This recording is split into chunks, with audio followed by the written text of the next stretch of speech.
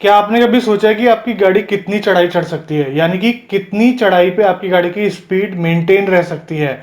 यानी कि अगर आपकी गाड़ी 60 की स्पीड में चल रही है, कोई फ्लाईओवर हो जाए या फिर कोई चढ़ाई आ जाए, आपके वो जो एंगल होता है चढ़ाई का कितना होना चाहिए कि आपकी गाड़ी की स्पीड 60 में ही रहे, आपकी गाड़ी का इंजन उसको उतनी स्पीड को मेंटेन करने में कैपेबल हो। तो चलिए आज इसी पे बात करते हैं। उसके लिए गाड़ी की एक स्पेशल स्पेसिफिकेशन होती है जिसको हम काफी इग्नोर करते हैं, उसे बोला जाता है ग्रेडेबिलिटी। ग्रेडेबिलिटी मतलब ग्रेड प्लस एबिलिटी।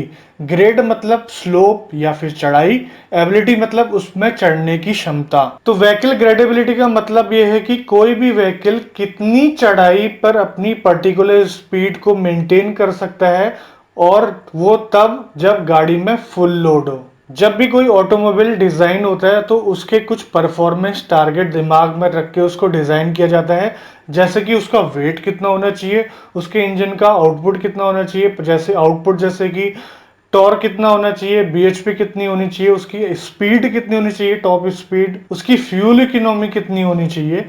ये सारी चीजें दिमाग में रखी जाती है। तो इसमें से ग्रेडेबिलिटी भी एक ऐसी चीज है जिसको दिमाग में रखा जाता है। ग्रेडेबिलिटी अलग अलग टाइप के व्हीकल के लिए अलग अलग होती है। कार के लिए अलग होगी, एसयूवी की कुछ अलग ग्रेडेबिलिटी होगी, और जो हमारे कॉमर्शियल यूटिलिटी व्हीकल्स होते हैं उनकी ग्रेडेबिलिटी कुछ अलग होगी। इसको कंसिडर करना भी काफ़ी ज़रूरी है, क्योंकि हमारे रीजन्स में हमारी गाड़ियां जो है हिली एरियाज में भी चलती है, वहाँ के जो सड़कें होती है उसमें चढ़ाई होती है, और बेसमेंट पार्किंग की अगर बात करें उससे बाहर निकलते वक्त भी हमें रैंप पे अपनी गाड़ी चढ़ानी होती है, और रोडों में काफ़ी फ्लाईओवर्स होते हैं उस पर भी हमने गाड़ी चलानी होती है। और ये जो ग्रेडेबिलिटी है इसको मोस्टली परसेंटेज में शो किया जाता है। तो एग्जांपल के तौर पर ले लेते हैं टाटा नेक्सॉन को। आप जैसा कि यहाँ पर देख पा रहे हैं उसकी मैक्सिमम ग्रेडेबिलिटी है 30%। अब ये 30% क्या है? मान लीजिए आप अपनी गाड़ी से 100 मीटर की डिस्टेंस कवर करते हैं, और उस 100 मीटर की डिस्टेंस कवर करते करते आपकी गाड़ी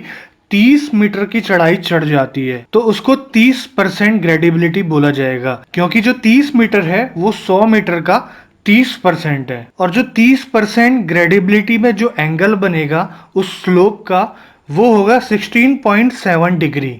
और ऐसे ही अगर पूछा जाए तो 100% ग्रेडिबिलिटी में 45 डिग्री का एंगल होगा। यानी कि 100% ग्रेडिबिलिटी में आपकी गाड़ी की एबिलिटी है 45 डिग्री के स्लोप में चढ़ाई कर जाना। वैसे ही 50% में 26.57 डिग्री, और 20% में 11.31 डिग्री। तो अब बात करते हैं किसकी ग्रेडेबिलिटी ज्यादा, यानी कि चढ़ाई में चढ़ने की क्षमता ज्यादा।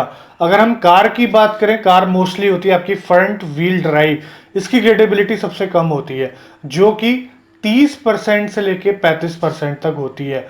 मैक्सिमम की बात कर रहा हूं मैं। और अगर हम वहीं पर एसयूवी की बात करें, जो कि मैक्सिमम रियर व्हील ड्राइव होती है, उनकी ग्रेडेबिलिटी लगभग 60% तक होती है। और अगर हम वहीं पर 4x4 की बात करते हैं, उनकी ग्रेडेबिलिटी मैक्सिमम 100% तक, यानी कि 45 डिग्री के स्लोप में वो गाड़ी चल सकती है। कुछ 4x4 एसयूवीज हैं जो कि 45 डिग्री के स्लोप में चढ़ सकती है, यानी कि उसकी ग्रेडेबिलिटी 100% है।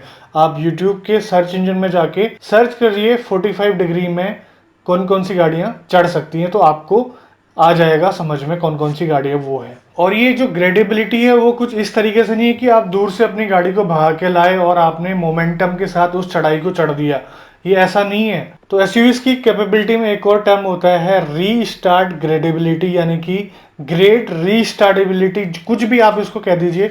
यानी कि अगर उस स्लोप में आप अपनी गाड़ी को रोक देते हैं तो भी आसानी के साथ रुकने के बाद वो आसानी से चढ़ जाती है। तो चलिए एक और एग्जांपल ले लेते हैं आपकी फेवरेट एसयूवी टाटा सफारी का। उसकी ग्रेट रिस्टार्टेबिलिटी है वो भी ग्रॉस व्हीकल वेट के साथ 4x4 की 78%, वो भी 1000 आरपीएम में। कहने का मतलब है अगर 4x4 आपकी सफारी है वो 78% के ग्रेड पे रुक जाती है, तो उसमें आसानी से वो 1000 आरपीएम पे चालू हो जाएगी, यानी कि चढ़ने लग जाएगी फर्स्ट गियर में। और वहीं पर 4x2 rear wheel drive safari 36% के ग्रेड पे जाके अगर रुक जाती है तो आसानी से वो चढ़ जाएगी। और सफारी की मैक्सिमम ग्रेडेबिलिटी की बात करें जो कि 4x4 की है 78% और 4x2 की है 56%। और स्क्रीन पे आपको दिख जाएगा कि 78% यानी कि कितने डिग्री का एंगल, कितने डिग्री का स्लोप। तो व्हीकल की ग्रेडेबिलिटी को बढ़ाने या घटाने के कौन कौन से फैक्टर होते हैं? सबसे ज्यादा इंजन का आउटपुट,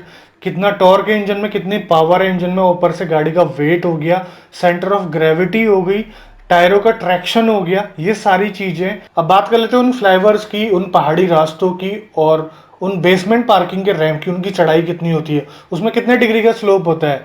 उसमें होता है लगभग 16 डिग्री का स्लोप, जिसमें कि आपकी कार भी आसानी से चल जाए। 16 डिग्री का स्लोप मतलब 30% ग्रेड। जो गाड़ियां जिनकी जो ग्रेडेबिलिटी है वो 30% के आसपास भी होगी तो वो आसानी से उसमें चढ़ सकती है। जो मैक्सिमम जो कार्स हैं उनकी ग्रेडेबिलिटी होती है 30% के आसपास।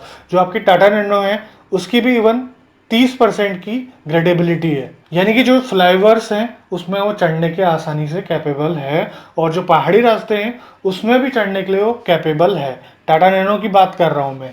टाटा की सारी गाड़ियों की ग्रेडेबिलिटी आपको उसके ओनर मैनुअल में आपको मिल जाएगी। और उसके अलावा कोई भी मैन्युफैक्चरर, इंडियन मैन्युफैक्चरर की खासकर मैं बात कर रहा हूँ, वो कोई भी शो नहीं करते अपनी गाड़ी की ग्रेडेबिलिटी को। और जो जितने भी कॉमर्शियल व्हीकल हैं जैसे कि लोड कैरिंग व्हीकल जैसे ट्रक हो गए और छोटे मोटे पब्लिक कैरियर हो गए, उसमें भी ग्रेडेबिलिटी आपको मेंशन करी जाती है कि वो फुल लोड के साथ कितने डिग्री का स्लोप चढ़ने के कैपेबल हैं। तो ऐसी चढ़ाई जिसमें आपकी गाड़ी चलते चलते लोअर गियर में भी दम तोड़ जाती है तो समझ लेना आपकी गाड़ी की ग्रेडेबिलिटी लिमिट के ऊपर वो स्लोप है। नहीं तो जितने भी स्लोप बनाए जाते हैं, चाहे वो फ्लाईओवर के हो, चाहे रैम्प के हो, चाहे वो पहाड़ी रास्ते हो, वो कार की ग्रेडेबिलिटी को ध्यान में रख के बनाए जाते हैं। तो उम्मीद है दोस्तों आपको समझ में आ गया होगा कि ग्रेडेबिलिटी क्या है, हमारी गाड़ी की चढ़ाई चढ़ने की कैपेसिटी क्या है। आपके पास अगर टाटा की कार है तो आप अपने ओनर मैनुअल में जाके देखिए कि आपकी गाड़ी की क्या कैपेसिटी है चढ़ाई चढ़ने की। तो वीडियो पसंद आया तो आप इस वीडियो को लाइक कर दीजिए, और लाइक करने के साथ साथ शेयर जरूर करिए इस वीडियो को, और सब्सक्राइब कर दीजिए, और उसके बाद बेल नोटिफिकेशन आइकन जरूर दबाएं। तो आज की वीडियो में इतना ही, मिलते हैं बहुत जल्द आपसे एक नई वीडियो के साथ। तब तक के लिए बाय बाय, ख्याल रखिए अपना, और भारत माता की जय।